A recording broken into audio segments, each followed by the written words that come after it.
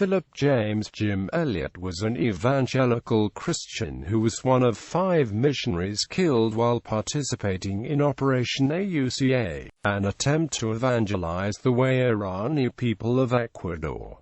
Early life. Elliot was born in Portland, Oregon, to Fred and Clara Elliot. Fred was of Scottish heritage. His grandparents were the first of his family to settle in North America. Clara's parents moved near the turn of the 20th century from Switzerland to eastern Washington, where they operated a large ranch. They met in Portland, where Clara was studying to be a chiropractor and Fred, having devoted himself to Christian ministry, was working as a traveling preacher with the Plymouth Brethren Church. Robert, the first child, was born in 1921 while they were living in Seattle, and he was followed by Herbert, Jim, and Jane, all 3 of whom were born after the family moved to Portland. Elliot's parents had firm Christian beliefs, and they raised the children accordingly, taking them to church and reading the Bible regularly. Elliot professed faith in Jesus at the age of 6 and grew up in a home where obedience and honesty were enforced. The Elliot parents encouraged their children to be adventurous, and encouraged them to live for Christ. In 1941, Elliot entered Benson Polytechnic High School, studying architectural drawing. There he participated in numerous activities, including the school newspaper, the wrestling team, school plays, and the public speaking club.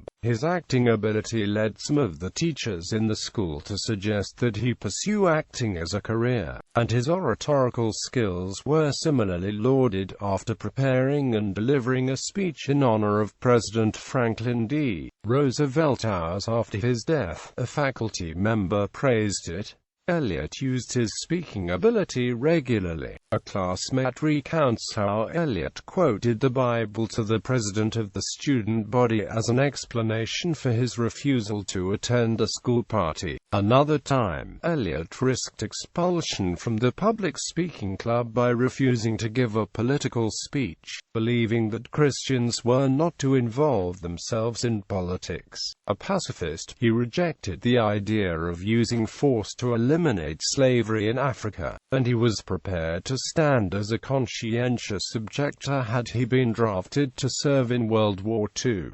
Post-secondary education. In 1945, Jim Elliot entered Wheaton College, a private Christian college in Illinois. Believing in the value of physical conditioning and discipline, he joined the wrestling team during his first year. The following year, he refused a staff position within the college that would have given him a free year of tuition but also a significant time commitment and what he considered foolish responsibilities. He was not even fully convinced of the value of his studies, considering subjects such as philosophy, politics and anthropology to be distractions to one attempting to follow God. After a semester of relatively low grades, he wrote to his parents that he was unapologetic, deeming study of the Bible more important. Elliot's interest in missions solidified during his years at Wheaton. He soon followed the pattern of other faith missions by not seeking to be sponsored by a denomination. A member of the campus organization Student Foreign Missions Fellowship with his roommate David Howard, Elliot spoke to an InterVarsity Christian Fellowship group on the role of the Holy Spirit in missions. During summer 1947, after his second year of college, he and his friend Ron Harris did missions work in Mexico. He stayed there for 6 weeks, working with and learning from a local missionary family. At the end of the following year, he attended the International Student Missionary Convention, sponsored by InterVarsity. There he met a missionary to Brazil, and this encounter led him to more firmly believe that his missionary calling was to tribal work in South America. At the beginning of Elliot's third year at Wheaton, he decided to pursue a major in Greek, believing that it would both help him in his personal study of the Bible and make it easier to translate the scriptures into the language of a people unreached by missionaries. Although he believed that romantic relationships politics often distracted people from pursuing God's will. Elliot became interested in one of his classmates, Elizabeth Howard, who was also his roommate's sister.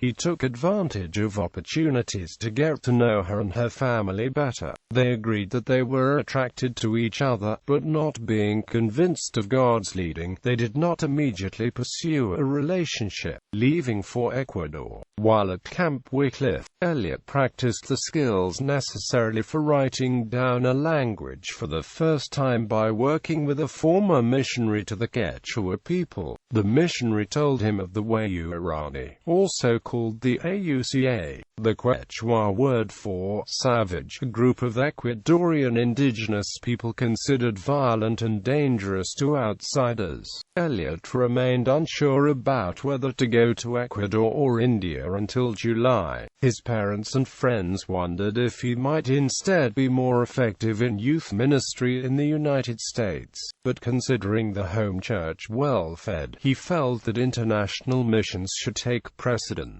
After the completion of his linguistic studies, Elliot applied for a passport and began to make plans with his friend Bill Cathers to leave for Ecuador. However, 2 months later Cathers informed him that he planned to marry, making it impossible for him to accompany Elliot as they had planned. Instead, Elliot spent the winter and spring of 1951 working with his friend Ed McCully in Chester, Illinois, running a radio program, preaching in prisons, holding evangelistic rallies, and teaching Sunday school. McCully married later that summer, forcing Elliot to look elsewhere for an unmarried man with whom he could begin working in Ecuador. The man turned out to be Pete Fleming, a graduate of the University of Washington with a degree in philosophy. He corresponded frequently with Elliot, and by September he was convinced of his calling to Ecuador. In the meantime, Elliot visited friends on the East Coast, including Elizabeth. In his journal he expressed hope that they would be able to be married, but at the same time felt that he was called to go to Ecuador without her. Elliot returned to Portland in November and began to prepare to leave the country. Ecuador. Elliot and Fleming arrived in Ecuador on February 21, 1952, with the purpose of evangelizing Ecuador's Quechua Indians. They first stayed in Quito, and then moved to the jungle. They took up residence at the Shandia mission station. On October 8, 1953, he married fellow Wheaton alumna and missionary Elizabeth Howard. The wedding was a simple civil ceremony held in Quito. Ed and Marilu McCully were the witnesses.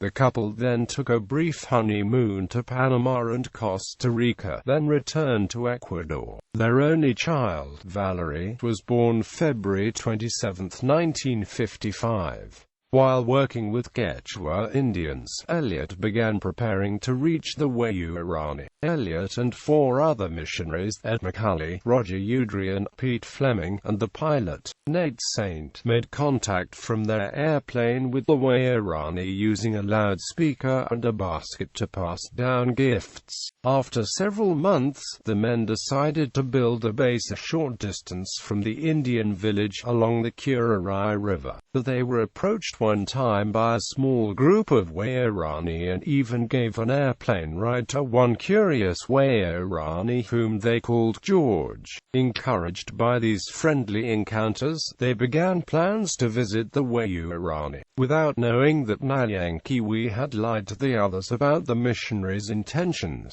the plans were preempted by the arrival of a larger group of about 10 Huaorani warriors, who killed Elliot and his 4 companions on January 8, 1956. Elliot's body was found downstream, along with those of the other men, except that of Ed McCully, which was found even farther downstream. His journal entry for October 28, 1949, expresses his belief that work dedicated to Jesus was more important than his life. He is no fool who gives what he cannot keep to gain that which he cannot lose. Quote. This is the quote that is most often attributed to Elliot, which is very close to a saying of the English nonconformist preacher Philip Henry, who said, "He is no fool who parts with that which he cannot keep." when he is sure to be recompensed with that which he cannot lose. Legacy. Life magazine published a 10-page article on Elliot's and his friends' mission and deaths. After her husband's death, Elizabeth Elliot and other missionaries began working among the Huaorani, where they continued evangelistic work. She later published 2 books,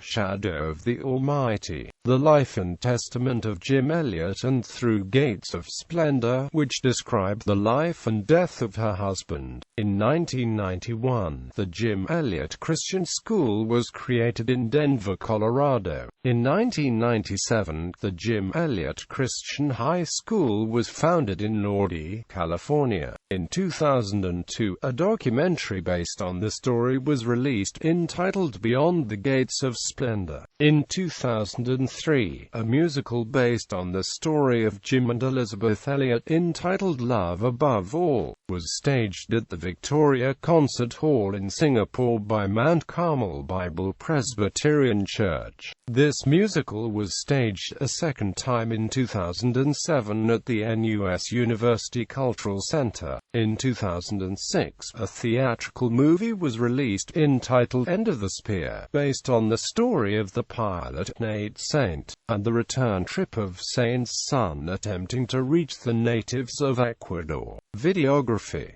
Beyond Gates of Splendor, 2004. Torchlighters, The Jim Elliot Story. End of the Spear. Steve Saint, The Jungle Missionary.